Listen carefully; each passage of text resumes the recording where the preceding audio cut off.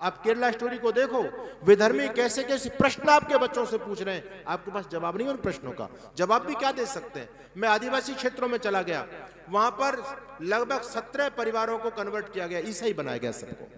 दूसरे दिन जब हम वहां पर पहुंचे तो हमने अपने भाइयों का हालचाल लिया और उनसे कहा, भैया आप ऐसे क्यों बन गए, क्या बात हो गई आपको, दिक्कत क्या हो गई जो आज आपने रामकृष्ण की संस्कृति को छोड़ करके और ईसा मसीह की संस्कृति में आप शामिल हो गए, कुछ कमी तो बताओ।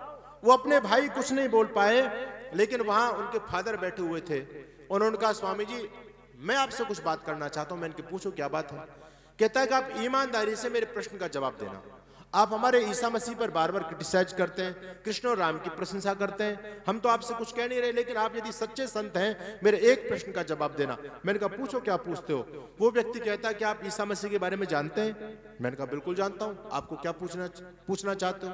मैंने कहा ईसा मसीह एक कुंवारी लड़की से पैदा हुआ, जिसको आप भगवान का दूत कहते हो, भगवान का पुत्र कहते हो। मैंने बहुत सारी बातें उसको बताई।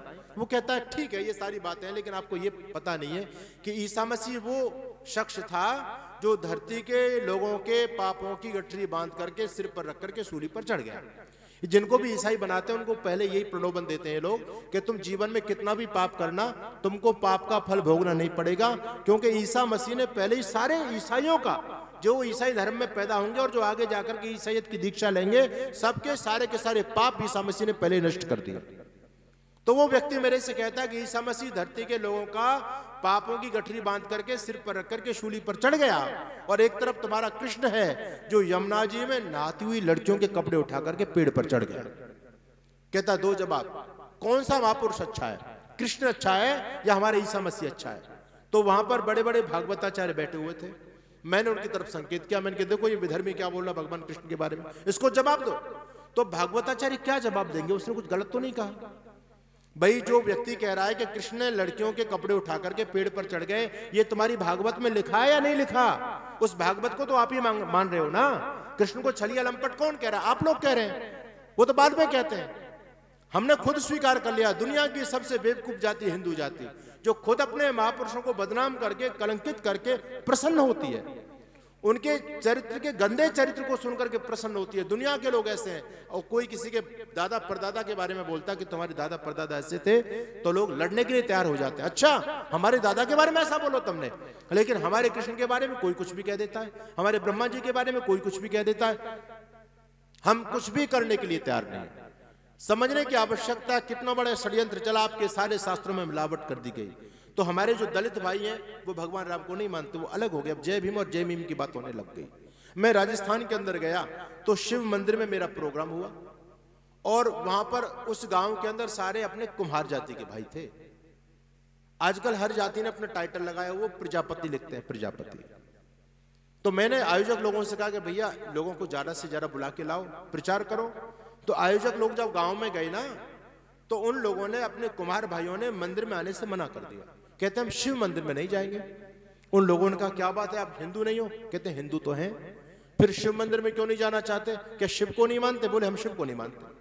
अरे फिर तुम कैसे हिंदू हो, भगवान शिव तो हमारा आदि देवता है, तुम उसको नहीं मानते, फिर किस बात के हिंदू हो, और शिव को क्यों नहीं मानते हो। जानते हो भाई अपने क्या जवाब देते हैं, कहते हैं जी शिव को हम इसलिए नहीं मानते कि शिव ने हमारे दक्ष प्रजापति का वध किया था, वो भी प्रजापति हम भी प्रजापति।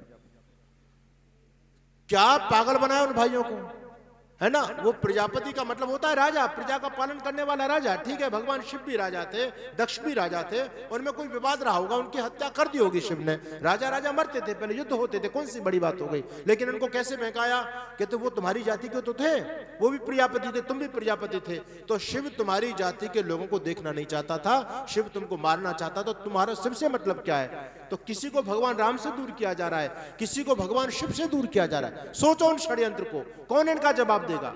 एक केवल मंच आपके पास आर्य समाज का है। अभी मैं पानीपत के अंदर गया, वहां पर भी 70 परिवार कन्वर्ट हुआ। अभी की बात है, 2 महीने पहली बात है। 70 परिवार ईसाई बन गए, और वो सारे के सारे थे बेचारे पाल। वो गडरिया जाति के जो लोग हैं वो बघेल और पाल लिखते हैं आजकल, है ना, पाल लिखते हैं। तो उनको क्या बहकाया, कहते हैं देखो तुम भी पाल हैं, और हमारे पोप जॉन पाल वो भी पाल हैं, तुम हमारे भाई तो हो। और जो तुम्हारा पैतृक जो परंपरा चलती आ रही है, जो तुम्हारा पेशा है वो भेड़ बकरी चराने का, तो हमारे जीसस भी तो यही काम करते थे। तो तुम तो हमारे भाई हो, तुम हमारी परंपरा से छूट करके हिंदू बन गए, तुम हमारे घर में आओ, हम घर वापसी के लिए तैयार हैं। उनको थोड़ा सा प्रलोभन दिया और ये झूठी कहानी बताई कि तुम भी पाल और हम भी पाल, और पोप जॉन पाल और वो भी भेड़ बकरी चराते थे और आज भी आप तक उसी पेशे को करते चले आ रहे हैं। उनको बहका करके उनको कन्वर्ट कर लिया। तो समझने वाली बात है कि कितना बड़ा षड्यंत्र हमारे साथ में चल रहा है। धर्म ग्रंथों में बहुत बड़े पैमाने पर उल जुलूल बातें लिख दी गई हैं। भगवान शिव को हम सभी पूजते हैं और मैं आपसे निवेदन करूंगा, देखो आप भगवान शिव को पूजिए, हम निंदा नहीं करते भगवान शिव की। शिव योगी थे, हम कैसे उनकी निंदा करेंगे। लेकिन मेरी माताओं, मेरी बहनों, सज्जनों, मैं आपसे ये कहना चाहता हूं, शिव को पूजो तो भगवान शिव के पूरे चित्र को पूजो। तुमको किसने रोका है? भगवान शिव की बढ़िया मूर्ति बनाओ, खूब पूजो, क्या दिक्कत है। लेकिन आप जिस चीज को पूज रहे हो वो क्या है? शिवलिंग। उसकी आकृति पर ध्यान दीजिए, उन शब्दों पर ध्यान दीजिए, और जहां से पूजा चली है उस चैप्टर को जाकर के जरा शिव पुराण में पढ़ लीजिए, आपको शर्म आएगी। पति पत्नी भी एकांत में बैठ करके उस चैप्टर को नहीं पढ़ सकते। भगवान शिव के बारे में इतना गंदा लिखा गया, इतना गंदा लिखा है, लेकिन हम लोगों ने उसको भी पूजना शुरू कर दिया। वो पूजने की चीज है क्या? अब देखो, अब विधर्मी क्या बोलता है, एक मौलाना जर्जित अंसारी है, वो 10 साल के लिए इलाहाबाद हाईकोर्ट के केस के चलते उस पर सजा हो गई और 10 साल के लिए जेल में बंद है अभी। उस व्यक्ति ने, बहुत बड़ा मौलाना है वो, सामान्य मौलाना नहीं, उसके बड़े बड़े वीडियो वायरल होते हैं, और वो व्यक्ति कहता है कि धरती पर सबसे पहला मुसलमान बना था भगवान शंकर। वो कह रहा है, क्यों? कहते हैं ये सनातनी तो हम है, ये हिंदू बेकर की सनातन की बात करते हैं, सच्चे सनातनी तो हम है, क्योंकि इनका जो पहला जो पैगंबर था शंकर, वही खुद मुसलमान बन गया था। अब वो तर्क दे रहा है वीडियो के अंदर कि हमारे यहाँ कोई बाई बर्थ मुसलमान परिवार में पैदा होने से मुसलमान नहीं हो जाता, बल्कि सच्चा मुसलमान कब बनता है? जब उसकी सुन्नत की जाती है, उसका खतना किया जाता है ना, तब मुसलमान बनता है। दीक्षा तो यही होती है ना उनका संस्कार। तो वो कहता है, अब सुन्नत में क्या होता है आप लोग सभी जानते हैं, है ना। तो वो यही बात कहता है कि ये बताओ सबसे पहले सुन्नत किसकी हुई? सुन्नत में लिंग छेदन होता है, तो सबसे पहले लिंग छेदन किसका? वो भगवान शंकर का हुआ था। शिव पुराण का वो श्लोक बोल रहा है, हुआ था या नहीं हुआ था? क्या जवाब दोगे आप? जो शिवलिंग की पूजा करने वाले लोग हैं, जो शिव पुराण को यथावत प्रमाण मानने वाले लोग हैं, क्या उस विधर्मी के प्रश्नों का कोई जवाब दे पाएगा? उसने वीडियो वायरल किया, करोड़ों लोगों ने वीडियो देखा, कोई भी माई का लाल सामने नहीं आया। जब हम लोगों ने घेराबंदी उसकी शुरू की और हमने कहा एफआईआर दर्ज करेंगे या तो अपने वीडियो वापस लो, तुमने हिम्मत कैसे कर दी? और जो तुम शिव पुराण की बात करते हैं सब कुछ फेक है, बिल्कुल गलत है। हमारे शिव का चरित्र हम जानते हैं, तुम क्या जानते हो शिव के बारे में? तब जाकर के जैसे तैसे उस व्यक्ति ने वीडियो डिलीट किया यूट्यूब से। मैं निवेदन करना चाहता हूं, अब सबके पास में फोन है, अब कभी फोनों में जाकर के देखो कि आपके कृष्ण के बारे में लोग क्या बोल रहे हैं, राधा जी के बारे में लोग क्या बोल रहे हैं, गणेश जी के बारे में क्या बोल रहे हैं, ब्रह्मा जी के बारे में क्या बोला है, राम जी के बारे में क्या बोला है। आपको तो केवल वो सीरियल और मनोरंजन की चीज देखने से फुर्सत नहीं है। तो समझने वाली बात है कि जिस जाति को मिटाना हो उसके इतिहास को मिटा दो। यही सिलसिला बहुत लंबे समय से हमारे साथ में चलता रहा है। तो इस इतिहास पर काम करता है आर्य समाज। आर्य समाज कृष्ण को भी मानता है, आर्य समाज राम को भी मानता है, लेकिन जो इतिहास के अंदर भगवान कृष्ण और राम का चरित्र हनन किया गया, उस चरित्र के उस गोपेश्वर कृष्ण को आर्य समाज नहीं मानता, बल्कि आर्य समाज योगेश्वर कृष्ण को मानता है। उस कृष्ण को आर्य समाज नहीं मानता जो छलिया है, जो चूड़ियां पहनाता फिरता है महिलाओं को, जो लड़कियों के कपड़े उठाता फिरता है। ये जो गंदे आरोप भगवान कृष्ण पर लगाए गए, ऐसे कृष्ण को हम नहीं मानते, और ऐसे कृष्ण को तो किसी को मानना भी नहीं चाहिए। किस बात से हम माने? उस कृष्ण का चरित्र जब दो धेले का नहीं, क्यों हम उसकी पूजा करें? कृष्ण कैसे थे? योगी थे। ये आप आर्य समाज के मंच से आपको बात मिलेगी। बाकी जितने सारे भागवताचार्य हैं, मणिहारी का वेश बना और शाम चूड़ी बेचने आया, इतने गंदे गंदे आरोप भगवान कृष्ण पर लगा दिए लोगों ने, और हम यथावत उनको सुन रहे हैं। आश्चर्य की बात है, कोई चिंतन नहीं करता। एक तरफ आर्य समाज है जो लोगों को समझाने का काम करता है, उसको कहते हैं ये तो कृष्ण को नहीं मानते, ये राम को नहीं मानते। अगर तुम पुराणों के हिसाब से कृष्ण को मानने लग जाओगे ना, तो मुनि तरुण सागर जी महाराज जैन संप्रदाय के बहुत बड़े संत हुए, हम उनका सम्मान करते हैं, राष्ट्रवादी संत थे, कड़वे प्रवचन के नाम से दुनिया में विख्यात हुए। वो मुनि तरुण सागर ने आरएसएस के मंच से विजयदशमी पर जयपुर की भरी सभा में लगभग 8,000 से 10,000 लोगों की उपस्थिति थी। उसमें मुनि तरुण सागर ने स्टेटमेंट देते हुए कहा था कि अगर कृष्ण के चरित्र को जीवन में अपनाओगे तो सिर पर इतने जूते पड़ेंगे, एक बाल भी नहीं बचेगा।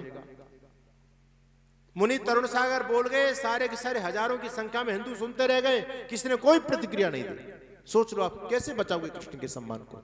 मुनि तरुण सागर ने जो पढ़ा, पुराणों के आधार पर जैसा पढ़ा वैसा उन्होंने बोल दिया। अगर मुनि तरुण सागर महर्षि दयानंद को पढ़ते और ये पढ़ लेते कृष्ण आप्त पुरुष हैं, उन्होंने जन्म से लेकर के मृत्यु पर्यंत एक भी निंदित कर्म नहीं किया, तो मुनि तरुण सागर नहीं बोल सकते थे। लेकिन हमारे भागवताचार्य तो कृष्ण को यही तो छलिया बता रहे हैं, चूड़ी बेचने वाला बता रहे हैं, माखन चोर बता रहे हैं, और पता नहीं कितने गंदे गंदे आरोप योगेश्वर कृष्ण पर लोगों ने लगाए। इस षड्यंत्र को समझने की आवश्यकता है। कृष्ण लंपट नहीं थे, कृष्ण व्यभिचारी नहीं थे, कृष्ण योगी थे। आर्य समाज इस बात को मानता है। आर्य समाज सारे महापुरुषों को मानता है, सभी देवी देवताओं को मानता है, लेकिन उनके वास्तविक स्वरूप में मानता है। जो उनके चरित्र का हनन किया गया है, उनको विकृत किया गया है, उस स्वरूप का आर्य समाज खंडन करता है।